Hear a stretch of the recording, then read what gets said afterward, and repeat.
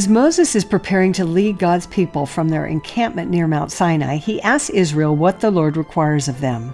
Among the requirements are keeping the commandments and statutes of the Lord, which are for their good. God's commandments are given for our own good. We are told in 1 John that this is the love of God, that we keep His commandments, and His commandments are not grievous or burdensome. This illustration is from Mark Twain's book, Roughing It. The book describes his travels through the American West from 1861 to 1867. The highlight of his book, for me anyway, is a visit to Salt Lake.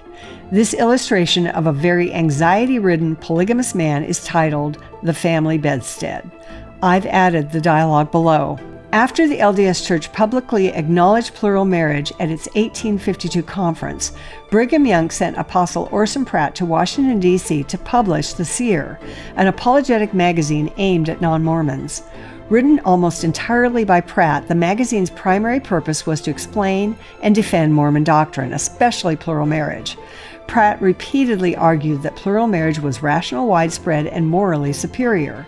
He claimed it was practiced by powerful nations in Asia and Africa, by island nations, and by indigenous peoples of the Western Hemisphere, and that it prevented adultery.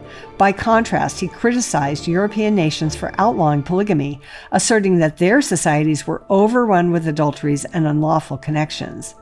What is striking is Pratt's confidence. He offered no evidence of societies flourishing because of polygamy. In his defense, he lacked access to data now available, data showing that polygamous systems harm men, women, children, families, and societies. Scripture tells us that God's commandments are not grievous, but are given for our good. Plural marriage has never aligned with that description. Its harms are not theoretical. They have been documented and affirmed, including twice by the courts of British Columbia.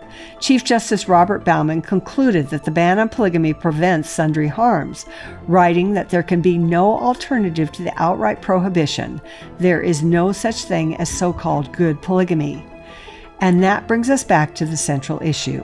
A practice that consistently causes harm cannot reflect a God who has our best interest at heart.